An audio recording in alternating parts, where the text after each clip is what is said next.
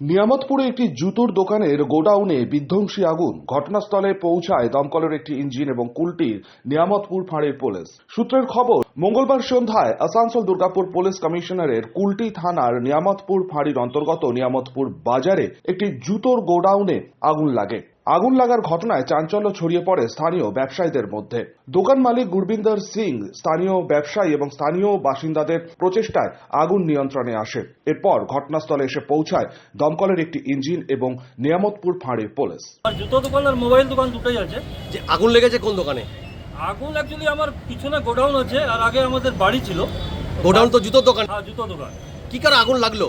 ওখানে আমাদের পাশে যেটা লোকরা আছে, ওরা ডেলি ওখানে আগুন লাগায়। আমরা অনেকবার বারণও করেছি। আমার মনে হচ্ছে কালকে ওরা আগুন লাগিয়েছিল, আজকে ওরা কুড়া জ্বালাতে চালু করেছে, তো ওখান থেকে আগ লেগেছে। কত টাকা ক্ষতি হতে পারে মনে করছেন? 8 থেকে 10 লাখ আমি ভাবি। আর ওখানে তো আগুন নিয়ন্ত্রণের জন্য সিজফায়ার থাকা দরকার, আপনার কি ছিল? আমার ওই ছোট একটা ছিল, করেননি? হয়েছে, কিন্তু আগুন এত বেশি ছিল যে ওটা আর মানে ইউজ করা গেল না, মানে কাজ করলো না। কটা নাগাদ হয়েছে এটা? এটা মোটামুটি ওই 6টা। বান্টি খান, 99 নিউজ বাংলা, কুলটি।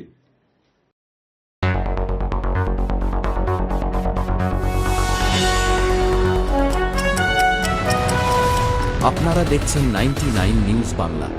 বদলাবো আমরা।